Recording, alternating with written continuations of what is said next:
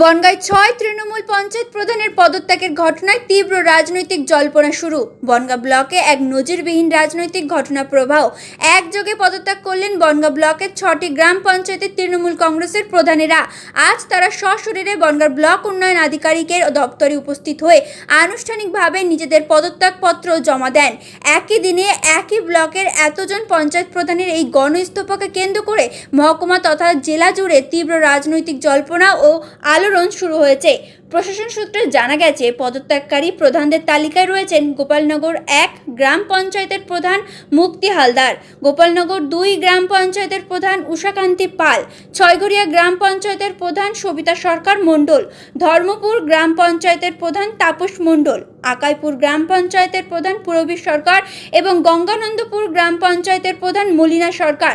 তৃণমূল পরিচালিত পঞ্চায়েতগুলির এই ৬ জন প্রধানের আচমকা একসঙ্গে পদত্যাগের প্রকৃত কারণ কি তা নিয়ে ধোঁয়াশা তৈরি হয়েছে। ইস্তফা দেওয়ার পর সাংবাদিকদের মুখোমুখি হয়ে প্রধানদের কেউই খোলাখুলিভাবে মুখ খুলতে চাননি।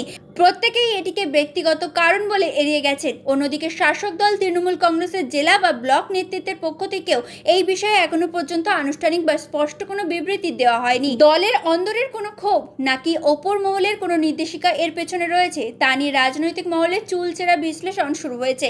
বিজেপির বনগাঁ সাংগঠনিক জেলার সভাপতি বিকাশ ঘোষ এ ব্যাপারে বলেন, তৃণমূলের প্রধান থেকে শুরু করে পঞ্চায়েত সদস্য প্রত্যেকেই যেভাবে আকণ্ঠ দুর্নীতির সঙ্গে যুক্ত, তাতে সাধারণ মানুষের ক্ষোভের মুখে পড়ার ভয়ে তারা এখন পঞ্চায়েত অফিসে আসতে ভয় পাচ্ছেন। সেই ভয় এবং বাধ্যবাধকতা থেকেই এই পদত্যাগ। এখানে আমাদের কোনো ভূমিকা নেই। বিজেপি সেই সংস্কৃতিতে বিশ্বাসী নয়। একসঙ্গে এতগুলি গুরুত্বপূর্ণ পঞ্চায়েতের শীর্ষ পদ শূন্য হওয়ায় স্বাভাবিকভাবেই গ্রামীণ এলাকার প্রশাসনিক কাজ থমকে যাওয়ার আশঙ্কা তৈরি হয়েছে।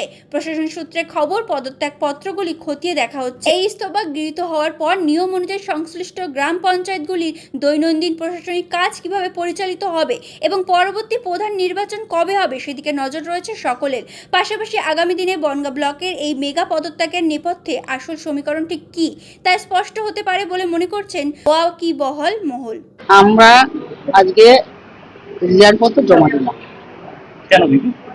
প্রধানের থেকে আমরা মুক্তি চাইছি। কোনো কারণ অবশ্যই আছে, আমি সেটা ব্যাখ্যা করতে পারবো না। কোনো নির্দেশ রয়েছে কি?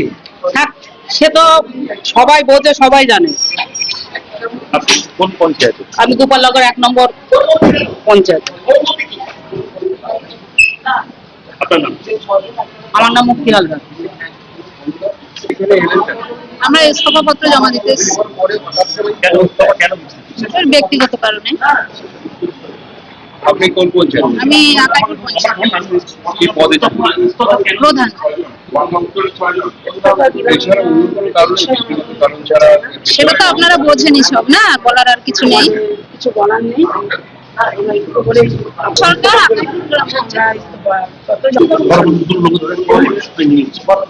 কি করলেন?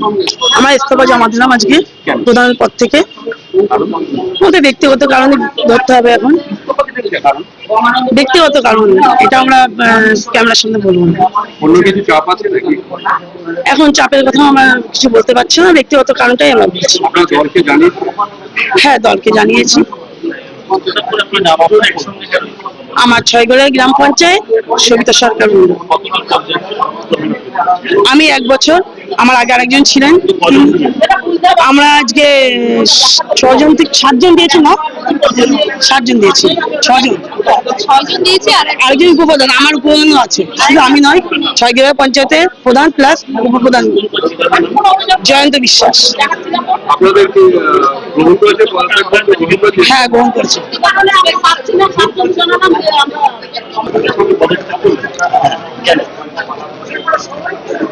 বিশেষ কোনো কারণ নেই।